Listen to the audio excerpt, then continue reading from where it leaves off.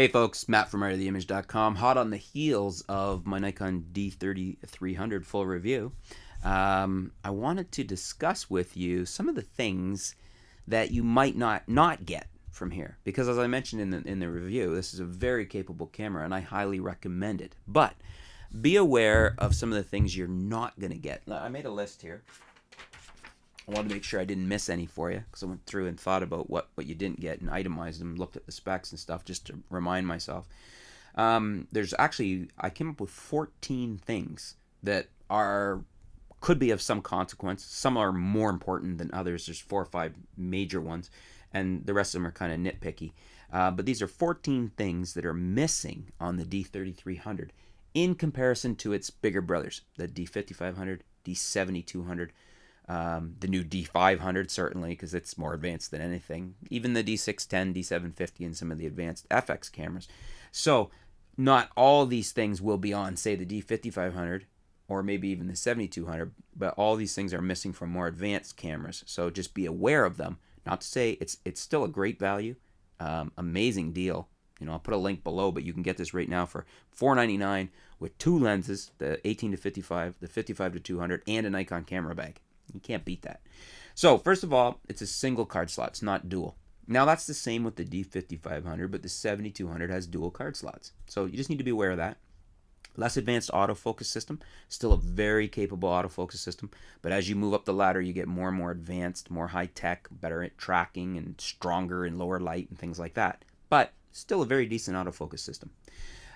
No built-in autofocus motor. Now, the D5500 is the same situation as that, but the 7200 goes to a built-in autofocus motor that can move and turn the older lenses, like an AFD lens, that requires the motor.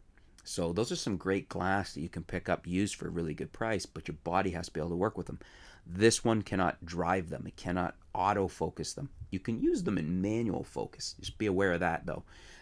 You can use them, just only manual focus. It will not autofocus them.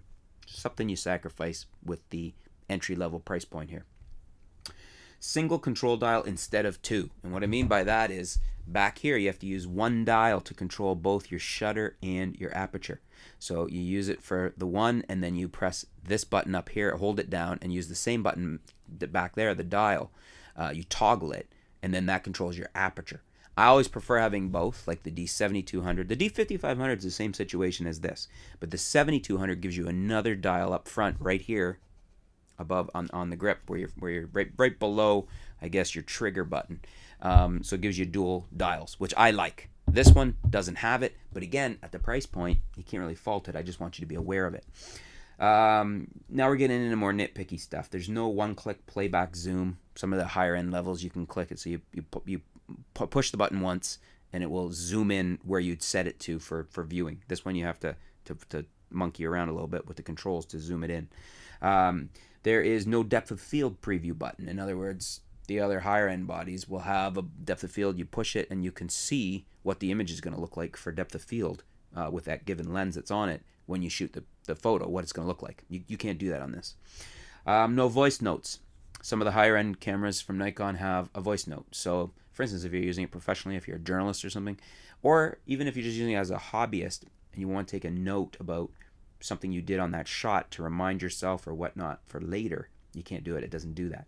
You could always just flip on the video for a minute.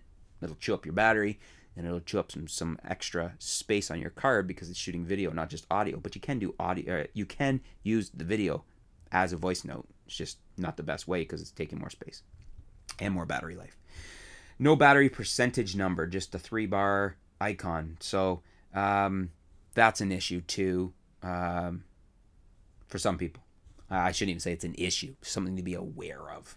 It's just, some of the higher end cameras are going to give you more notice, more bars on there as the battery goes down, so you're more aware of what the battery status of your camera is. This one just kind of, it's full, it's half full, and then it's dead.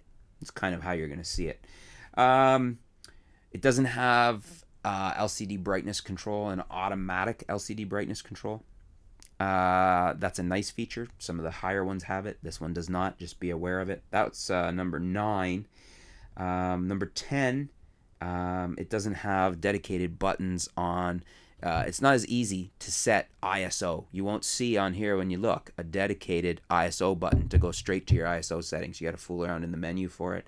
And that is the same for image size as well. If you want to change it, you know, from large, medium, small, or raw plus JPEG, that type of thing. You got to dig into the menu controls. Again, small body, you're going to sacrifice some buttons, and price, you're going to sacrifice some buttons. Just be aware of it. Nikon D3300, it doesn't have commander control for flash. So the built-in flash here, let's see here, can we pop it up for you? Turn it on.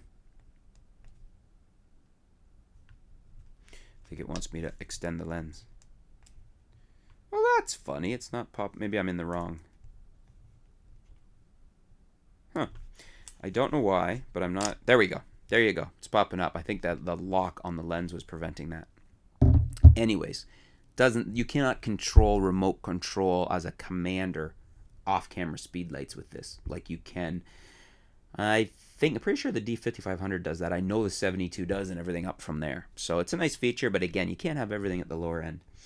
No automatic exposure bracketing. Yep, it doesn't have that. No HDR, and it doesn't have multiple exposure controls either. So it's another thing. And then it doesn't have the My Menu option, where you can go in and set it up, that stuff you come back to regularly. It's right there for you. It does have a recent settings tab, but it doesn't have the My Menu option, which is a little better. So anyways, those are 14 things that the D3300 doesn't have that you get in some of the higher end Nikon bodies. Not to say that I don't recommend it, just 14 things I want you to be aware of. The first 4 or 5 were the major ones that you need to be aware of, and the rest of them are kind of nitpicky. But still a great camera, still exceptional for the price. And if you guys have any questions, leave them below. I'll see if I can get them answered for you about any of that or anything about the D3300. If you have any comments, you're shooting with it, feedback, whatnot, leave it below in the comments. And thanks for tuning in. Stay tuned. We'll be back soon here at artoftheimage.com.